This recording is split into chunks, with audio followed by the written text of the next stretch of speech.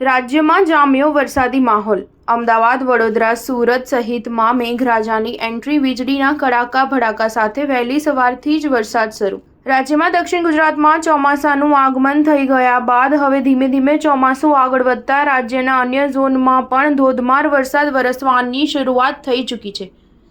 ગઈકાલે સૌરાષ્ટ્રમાં મેઘરાજાની ધમાકેદાર બેટિંગ જોવા મળી રહી હતી, ત્યારે આજે વહેલી સવારથી જ મધ્ય ગુજરાતમાં ધીમી ધારે વરસાદ શરૂ થયો છે।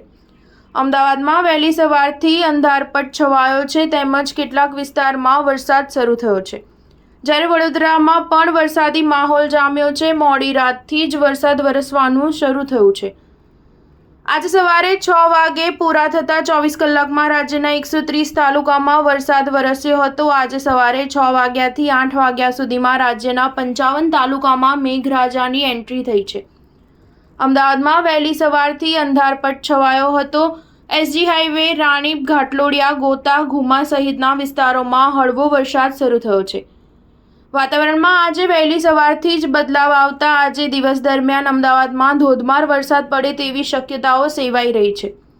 રાજ્યના બનાસકાંઠા, પાટણ, મહેસાણા, સાબરકાંઠા, ગાંધીનગર, અરવલ્લી, ખેડા, અમદાવાદ, આણંદ, પંચમહાલ, દાહોદ, મહીસાગર, વડોદરા, છોટાઉદેપુર, નર્મદા, ભરૂચ, સુરત, ડાંગ, તાપી, નવસારી, વલસાડ, દમણ, દાદરાનગર હવેલીના મોટાભાગના સ્થળોએ તેમજ સૌરાષ્ટ્રના સુરેન્દ્રનગર, રાજકોટ, જામનગર, પોરબંદર, જૂનાગઢ, અમરેલી, ભાવનગર, મોરબી, દ્વારકા, ગીર સોમનાથ, બોટાદ અને દીવના ઘણા સ્થળોએ તેમજ કચ્છ જિલ્લામાં છૂટાછવાયા સ્થળોએ ગાજવીજ સાથે હળવાથી મધ્યમ વરસાદની સંભાવના છે। સ્ટાર ન્યૂઝ 7 હંમેશા સચ્ચાઈની સાથે।